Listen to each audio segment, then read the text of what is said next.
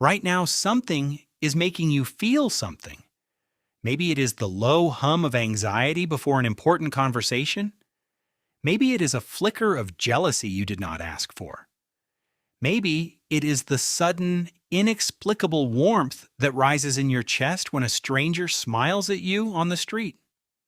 You think of these feelings as yours, personal, private, the unique interior weather of your specific life. But what if they are not? What if the emotion moving through you right now, the exact chemical cascade, the tightening in your throat, the quickening of your pulse, is not a product of your life at all?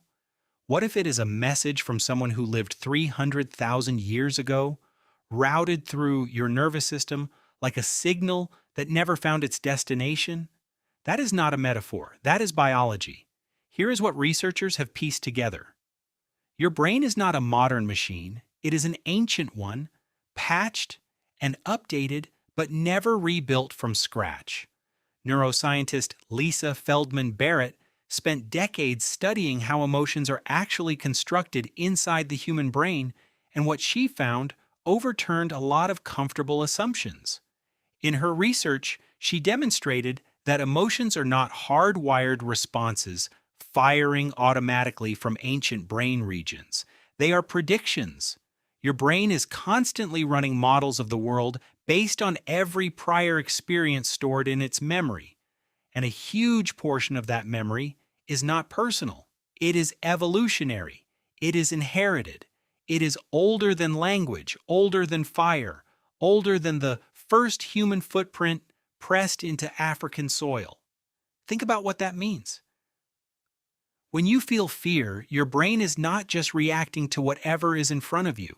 It is consulting a library of threat responses built across hundreds of thousands of years of survival. It is comparing your current situation against patterns encoded into nervous systems that were running before your ancestors ever walked upright. The fear you feel in a tense meeting, the dread you feel at 3 in the morning when the thoughts arrive. Your brain labels those feelings the same way a 300,000-year-old human brain labeled the rustle in tall grass that might have been a predator. The architecture is the same. Only the scenery has changed. This is not a glitch. This is the whole point. Paul Ekman spent years traveling to remote corners of the world, studying faces and cultures that had never seen a television or a newspaper. He went to the highlands of Papua New Guinea, to isolated communities with no contact with Western society. And he found the same thing everywhere. Across cultures, across languages, across histories, with nothing in common, human beings made the same faces for the same emotions. Disgust looked like disgust whether you grew up in New York or in a village without roads. Fear looked like fear. Surprise looked like surprise.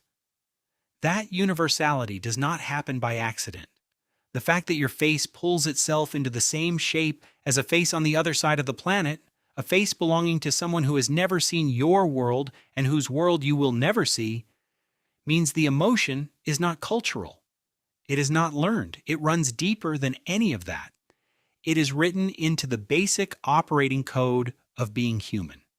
And that code has not been rewritten in a very long time.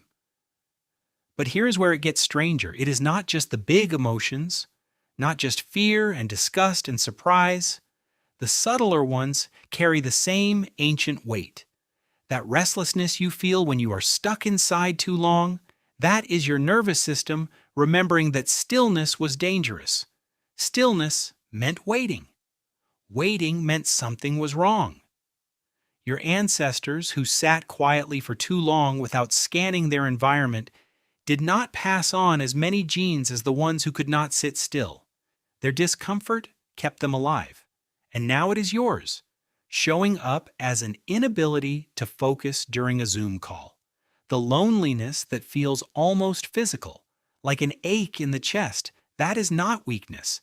That is your body running a survival protocol. Psychologist John Cacioppo spent years studying the neuroscience of loneliness and found that social isolation activates the same threat responses as physical danger. Your brain genuinely cannot distinguish between being excluded from a group and being left alone in the wilderness. To an ancient human, those two things were the same threat.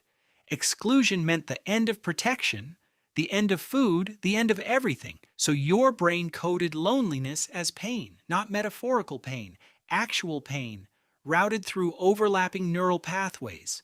The hurt you feel when someone does not text back is a 300,000-year-old alarm telling you that your survival is at risk. You were not being dramatic. Your brain was doing its job. The love you feel is old, too. That fierce, irrational attachment that forms when you hold something small and vulnerable, a baby, a child, an animal, sometimes even a stranger, is the engine that kept your lineage alive. Evolutionary psychologist David Buss has documented how attachment and bonding behaviors are shaped by the same selection pressures that shaped every other survival trait. The love you feel is not a luxury. It was once the entire strategy. Communities of humans who bonded deeply, who protected one another, who felt genuine pain at loss, outlasted communities that did not. What you call love is what used to be called survival. So where does that leave you? Sitting in your modern life with your phone and your coffee and your inbox and your particular set of worries, feeling things that your rational mind sometimes cannot fully explain. You cry at a song you just heard for the first time. You feel rage at an injustice that does not affect you personally. You are moved by a sunset even though sunsets are not doing anything. You feel joy so sudden and so full that it almost frightens you. None of that is random. None of it is noise. Every one of those emotional signals is a thread tied to something unimaginably old. Your ancient ancestors sat around fires and felt the same oscillation between fear and relief that you feel every time a difficult situation resolves. They felt the same irrational surge of protectiveness over people they loved. They felt the same longing for something they could not name, the same restless sense that there was something more to understand. They were not simple. They were not primitive. They were running the same interior weather system that you are running right now.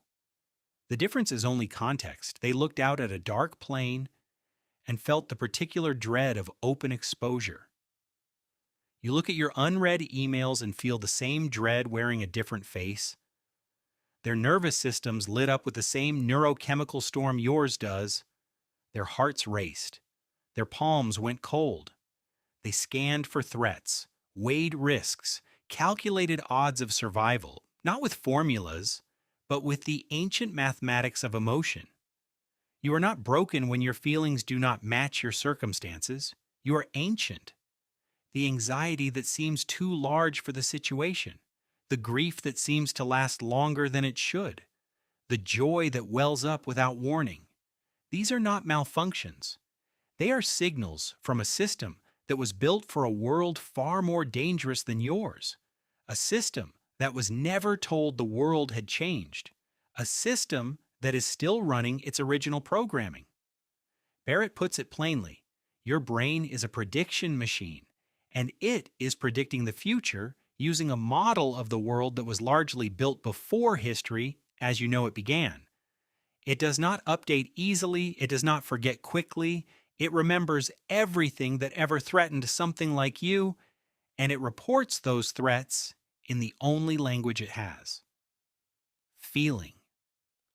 So the next time an emotion arrives that seems too big, too strange, too old for the moment you are actually in, consider the possibility that it is not about the moment at all. It is a message sent 300,000 years ago, addressed to whoever survived long enough to receive it. Right now, something is making you feel something. And now you know exactly how long that something has been on its way.